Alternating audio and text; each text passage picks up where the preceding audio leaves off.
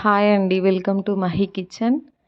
ఎక్కువ హడావిడి లేకుండా సింపుల్‌గా టేస్టీ సాంబార్‌ని ఎలా ప్రిపేర్ చేయాలో ఇప్పుడు తెలుసుకుందాం. వీడియోలో చూపిస్తున్నట్టుగా వెజిటబుల్స్‌ని ఇలా కట్ చేసి పెట్టుకోండి.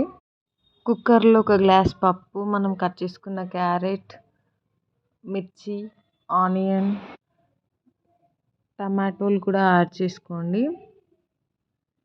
అలాగే మనం కట్ చేసుకున్న పొటాటో, దాంట్లోకి కొద్దిగా పసుపును కూడా యాడ్ చేసి వెజిటేబుల్స్ మునిగేంత వరకు వాటర్ వేసుకొని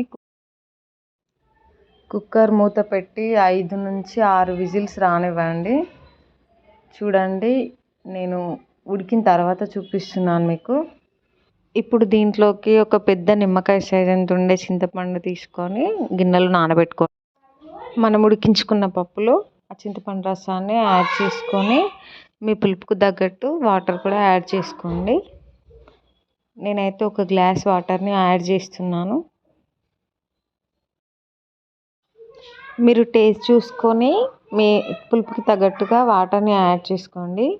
తర్వాత దీన్ని మంచిగా కలుపుకొని హై ఫ్లేమ్లో వీడియోలో చూపిస్తున్నట్టుగా మరగనివ్వండి. ఇప్పుడు మనం దీంట్లో గుప్పెడు తొక్క తీసుకున్న వెల్లుల్లి రెబ్బలు అండ్ జీలకర్ర కూడా యాడ్ చేసుకొని కచ్చపచ్చగా దంచి పక్కన పెట్టుకోండి. మరుగుతున్న సాంబార్లో గుప్పడన్ని వెల్లుల్లి ఆకులు మీ దగ్గర ఉంటే వేసుకోండి, లేదంటే స్కిప్ చేయండి. కొద్దిగా కొత్తిమీర, అలాగే మనం దంచి పక్కన పెట్టుకున్న జీలకర్ర వెల్లుల్లి పేస్ట్ను కూడా యాడ్ చేసుకోండి. ఇప్పుడు మీ టేస్ట్కి తగ్గట్టుగా ఉప్పు, అలాగే కారం, కొంచెం జీలకర్ర పొడి, కొంచెం ధనియాల పొడి, చిటికెడు మెంతి పౌడర్ యాడ్ చేసుకోండి. మీ దగ్గర ఉంటే కొంచెం సాంబార్ మసాలా కూడా యాడ్ చేసుకోండి, నేను యాడ్ చేయట్లే.